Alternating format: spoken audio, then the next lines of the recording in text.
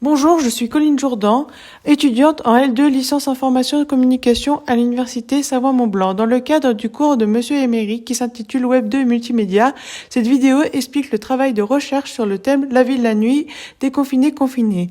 Mon sujet porte sur la différence entre les travailleurs de jour et les travailleurs de nuit. Avec le confinement et le couvre-feu, la ville la nuit nous est beaucoup plus limitée, sauf si nous travaillons dans un domaine où nous sommes obligés de travailler dans la ville en pleine nuit. C'est donc devenu inaccessible pour les travailleurs du jour et donc les personnes travaillant la nuit sont presque oubliées. Il y a alors un contraste important qui se crée entre le jour et la nuit. Je suis donc partie à la recherche en premier des travailleurs de nuit, éboueurs, livreurs, boulangers, traiteurs, tabac et de tous les gens qui se rendaient au travail grâce au train. À travers 3 villes, j'ai pu, avec les différents supports multimédia, capter en second les travailleurs de jour pour comprendre la différence de ces deux atmosphères, la nuit et le jour.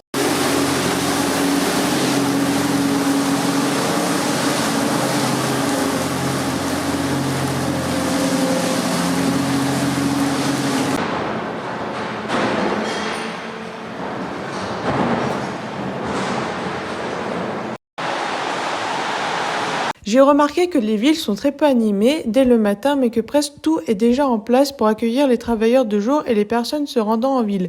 Les visages de personnes des nuits restent fermés, fatigués et peu expressifs. Les seuls bruits de la ville sont les oiseaux et la faible circulation des voitures et les véhicules de bennes à ordures qui réveillent petit à petit la ville. Au départ, ma recherche était sur la différence entre la nuit, avant et après le confinement.